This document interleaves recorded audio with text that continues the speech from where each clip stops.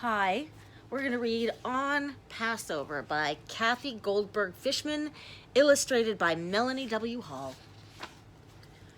I hear my father singing in a deep, rumbly voice. Die, die, enu, die, die, enu, he sings in Hebrew. It would be enough. His song is loud and happy. I know it's time to get ready for Passover.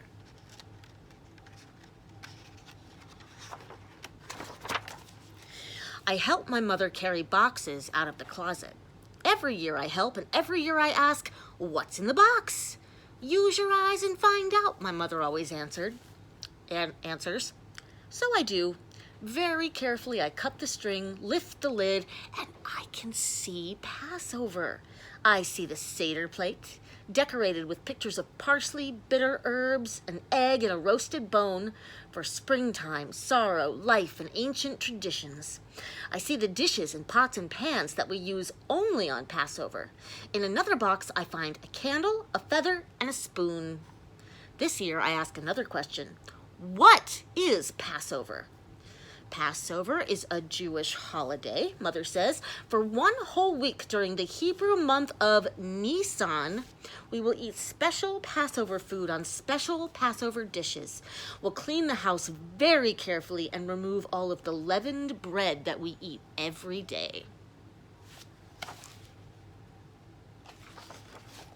That night, we light the candle and carry it around the darkened house. The flame sends shadow people dancing on the walls as the feather sweeps forgotten bits of leavened bread into the spoon. I can see the candle glowing as we welcome Passover. If Passover had only things to see, I think, dayenu, it would be enough. But Passover has things to smell, too. "What's in the pot?" I always ask my grandmother as she cooks. "Use your nose and find out," she always smiles and answers. So I do. I stand in the middle of the steamy kitchen and sniff until I can smell Passover.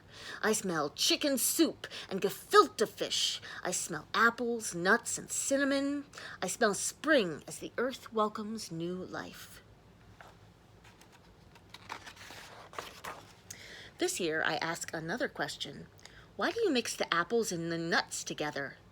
The mixture of apples and nuts is called charoses, Grandmother says. It reminds us of the mortar we used to build the great cities when we were slaves in Egypt.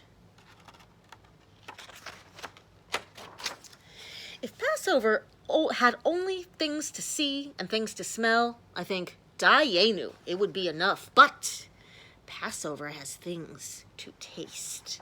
Every year, my sisters help Grandmother in the kitchen. "What's that?" I always ask them, pointing to the food. "Use your tongue and find out," they always tease. So I do. The crunchy matzah crumbles dryly on my tongue, and I can taste Passover.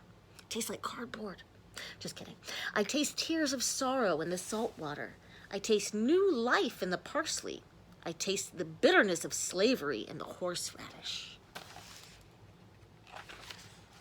This year I asked them, "Why do we eat this food on Passover?" "When we escaped from Egypt," they answer, "we were in such a hurry that we didn't have time to let our bread rise or cook properly. We called it matzah, the bread of freedom. Every year we eat the matzah and the bitter herbs and the parsley to help us remember what happened to us a long time ago." If Passover only had things to see and things to smell and things to taste, I think, dayenu, it would be enough. But Passover has things to hear. "What's in that book?" I always ask, giggling, because I really know. "Use your ears to find out," my brother always says. So I do. I open the Haggadah, the Passover service book, and I can hear Passover. I hear my father say the blessing over the matzah. He breaks off half and goes to hide it. "The child who finds this afikomen," he says, "will get a present. But I know that he will have presents for everyone." "Ma nishtana halayla hazeh," I hear my brother sing his questions, and I hear the plagues God inflicted upon the and I hear the plagues God inflicted upon the Egyptians chanted. I dip my finger in the Passover wine and let 10 drops fall, one by one, as each plague is named.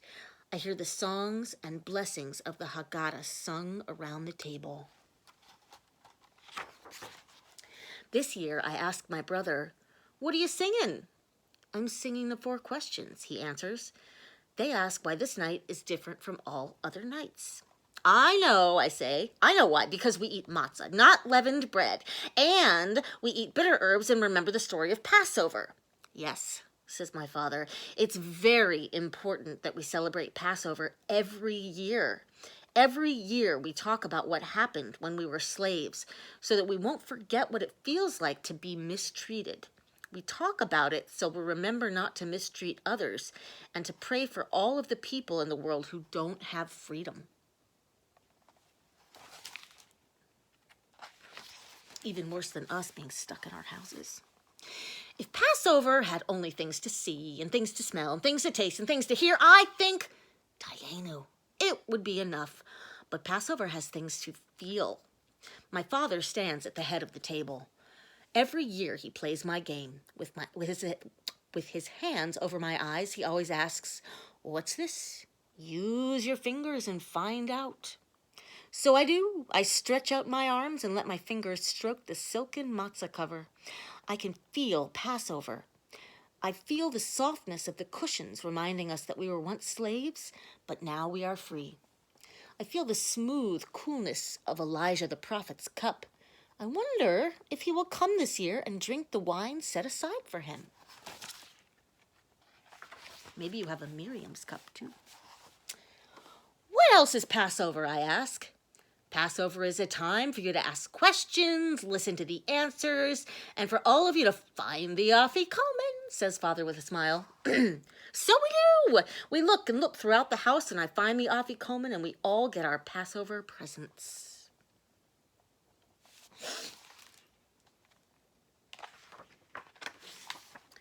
My father says that Passover is a time to ask questions. So I do, and I listen to the answers. But this year I think that Passover is most of all a wonderful feeling in my heart, Dayenu. And next year it will be the same. And there's a picture of our family. And there's the